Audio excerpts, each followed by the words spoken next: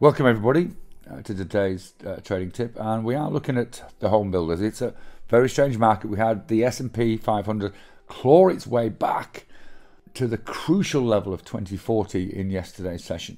Whether we have enough momentum to pull ourselves up from that, the futures are showing a mildly positive open with oil around neutral.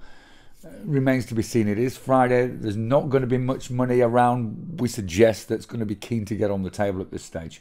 And really we've seen continuous selling ever since the somewhat hawkish FOMC minutes that were released on Thursday afternoon. The home builders particularly seem to have suffered. So if we look across all the optional ones, LEN, DHI, and of course PHM, none of these have been in a good place really since the middle of April.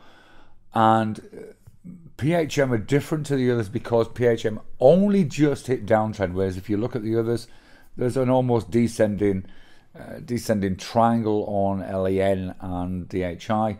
We like PHM because it's relatively optionable compared to the others. The liquidity is relatively good, but also we've just moved into downtrend on the daily. Now, just a word of caution here is that we need to see some confirmation of this, which is likely to change the 2-day and the weekly chart to align the planets for a potential entry.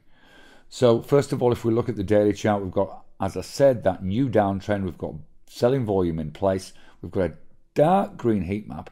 That will change to probably dark red if we do get a break of yesterday's low. That's what we're looking for. We're looking for 1755 break in the last hour to enter this as a position.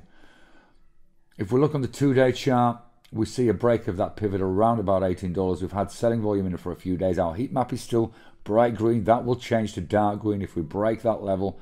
And on the weekly chart, we'll see this as a red selling volume once we hit the end of the week, which of course is the last hour. So this is one that we need to have those extra boxes ticked for. But if we do get a break of 17.55, we'll be looking for a $17 put. We expect $17 to be challenged. That may be a key line in the sand. If you'll see, that was resistance. See that row of pivots there around about $17. If we challenge that, we may see a challenge of this wide bar low, which would take us somewhere in the region of 16.50. So it's a scalping trade, but bear in mind you've got to wait till the end of the day for this. So last third of the bar and below 17.55. And that's just one of the trades I'm considering for today. So before we go, if you'd like to see everything I'm considering and see the trades I'm really taking, why not take a trial to my Options Elite alert and training service? That way you can see exactly how I find the best trades that can produce the largest returns whilst keeping the risk low. Just click on the link below and get started today. You'll be glad you did. See you soon.